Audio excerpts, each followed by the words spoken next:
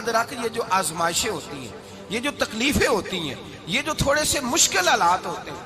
حضرت یونس علیہ السلام کی دوستی ہوگی حضرت جبریل امین سے، جناب جبریل ملنے آئے. حضرت یونس علیہ السلام فرمانے لگے جبریل میرا دل کرتا ہے مجھے اس بندے کی ملاقات کرا جو اللہ کا سب سے زیادہ عبادت گزار بندہ ہے.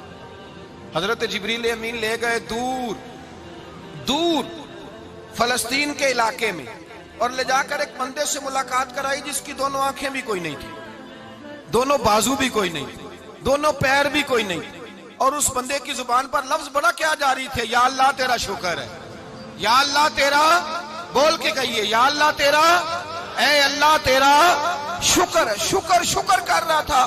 حضرت جناب سیدنا یونس علیہ السلام کہنے لگے میں نے تجھے عبادت گزار کو ملانے کو کہا تھا، تو کہاں لے آیا؟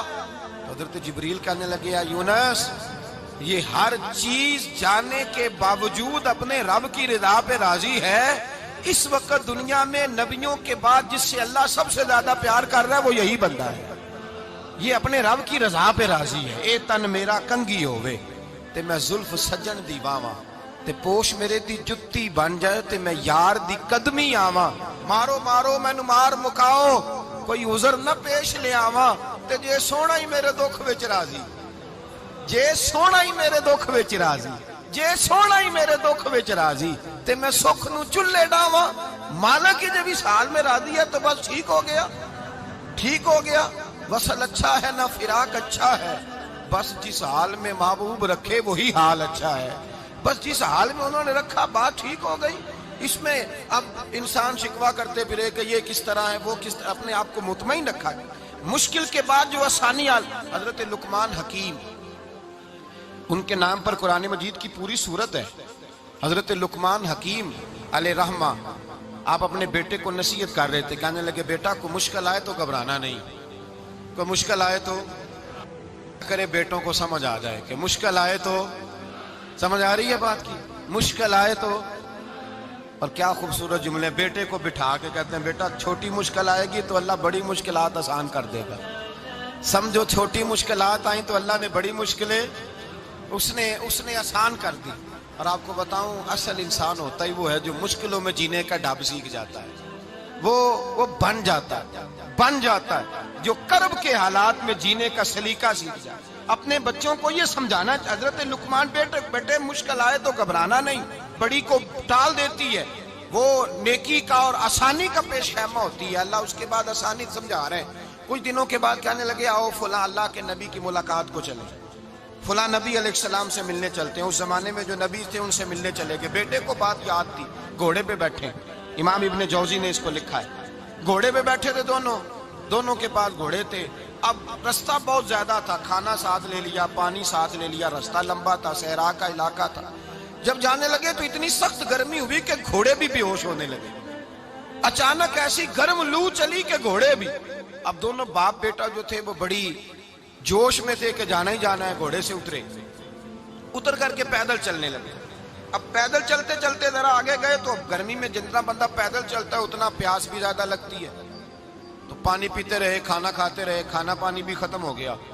تھوڑا آگے چلے نا، اس قدر تکلیف بڑی کہ حضرت جناب لقمان کے بیٹے کے پیر کے اندر ایک ہڈی پیوست ہو گئی.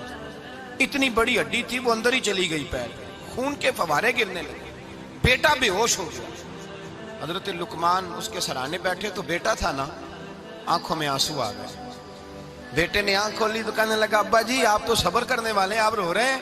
فرمایا بیٹے میں کیا کروں، میرے سینے میں جو دل ہے وہ ایک باپ کا دل ہے. تو باپ جو ہوا تیری دکھ پر رونا آیا. بڑی مشکل سے دانت کے ساتھ ہڈی نکلی تو خون بھی چلا. صاحب زیادہ کہنے لگا حضور آپ نے تو کہا تھا ہر مشکل کے بعد آسانی ہوتی ہے، اور چھوٹی مشکل دیکھ کے اللہ بڑی سے بچا لیتا ہے، تو ہم تو اچھے کام چلے تھے، مشکل پہ مشکل یہ کیا ہے؟ حضرت لقمان کہنے لگے بیٹا نہ تو رب کی حکمتوں کو جانتا ہے نہ پوری طرح میں جانتا ہوں، لیکن جو میں نے کہا تھا وہ بات سچی ہے. فَإِنَّ مَعَ الْعُسْرِ يُسْرًا إِنَّ مَعَ الْعُسْرِ يُسْرًا. اللہ ہر مشکل کے بعد آسانی عطا فرمائے گا. اور فرمایا میرا ایمان ہے کہ ضرور عطا فرمائے گا. یہ بات کہہ رہے تھے کہ سامنے سے دھواں اٹھا، اتنا سخت دھواں اٹھا کہ آپ نے سوچا شاید وہاں بادیا وہاں جاتے. وہاں چلنے لگے تو پیچھے سے کسی نے آواز دی ٹھہر جاؤ رکو، وہیں رک گئے.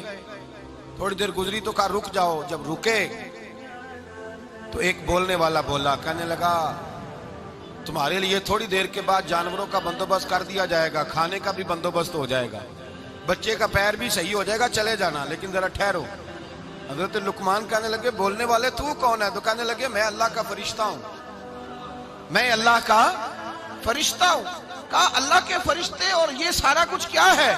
تو فرشتہ کہنے لگا اصل بات یہ ہے کہ سامنے بستی پر مجھے عذاب نازل کرنے کا حکم ملا تھا، آپ بڑی تیزی سے آ رہے تھے، میں نے رب سے دعا کی کہ اللہ اس باپ بیٹے کی غلطی کوئی نہیں، مہربانی فرما. رب نے پہلے آپ کو صحرا میں الجھایا، پھر میری دعا کی برکت سے آپ کے گھوڑے ٹھہر گئے، پھر میری دعا کی برکت سے آپ کا پانی ختم ہوا، پھر میری دعا کی برکت سے آپ کے بیٹے کو زخم آیا، پھر میری دعا کی برکت سے سامنے سے دھواں اٹھا. فرمایا یہ جو تمہیں مشکل پہ مشکل آ رہی تھی، یہ تو میرا رب تمہیں عذاب سے بچانا چاہ رہا تھا. یہ جو تمہیں مشکل پر مشکل آ رہی تھی تو میرا مالک تمہیں عذاب سے بچا رہا تھا، تم سمجھ نہیں رہے تھے. حضرت لقمان نے بیٹے کی طرف دیکھا تو بیٹے کہنے لگے ابا جی بات بالکل سچی ہے، افضل الذکر لا الہ الا لا الہ الا، اور پھر پڑھنے لگے حسبنا اللہ و نعم الوکیل نعم المولا و نعم النصیر. یہ ورد ہونے لگے. بھائی جب تجھے مشکل آتی ہے، آزمائش آتی ہے، تو اس وقت سمجھتا ہے پتہ نہیں میرے ساتھ کیا بننے لگا ہے.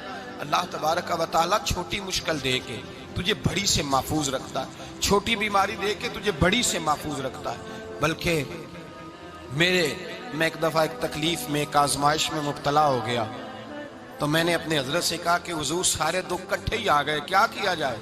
تو آپ فرمانے لگے بڑے خوش نصیب ہو، جوانی میں اللہ نے دکھ دے دیے، بڑھاپے میں آئے تو برداشت نہیں ہوتے. یہ تو بڑے وقت پہ آ گئے، شکر ادا کرنا چاہیے، اس زمانے میں برداشت نہیں ہوتے. اب آسانی ہے، ان کو برداشت کرو، ہمت کرو.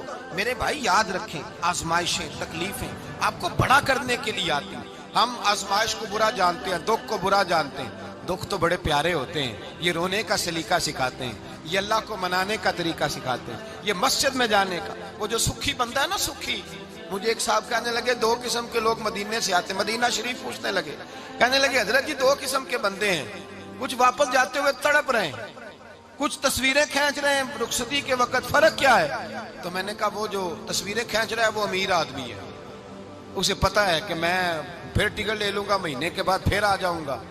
اور یہ مدینہ چھوڑتے ہوئے تڑپ رہا ہے، یہ کوئی غریب ہے، یہ کہہ رہا ہے پتہ نہیں دوبارہ موقع ملے کہ نہ ملے.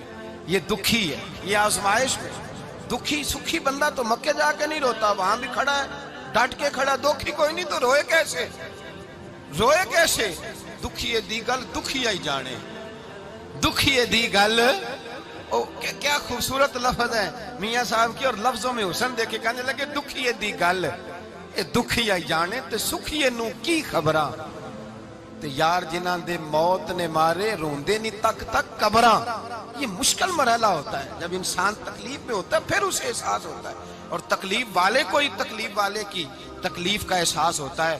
جب آپ کو اللہ مشکل دیتا ہے تو سمجھ لیں رب آسانی دینا چاہ رہا ہے. جب تیز دھوپ آتی ہے تو سمجھ لیں اللہ گرم ہوا گزار کے ٹھنڈی بارش برسانا چاہ رہا ہے. اور جب چاروں طرف سے گھٹن ہو، پنجابی میں کہتے ہیں گما لگ جائے، تو پھر سارے بول کے کہتے ہیں اب جو طوفان آئے گا وہ سخت ہی آئے گا. اس لیے کہ گھٹن جتنی زیادہ ہوتی ہے پھر فضل بھی اتنا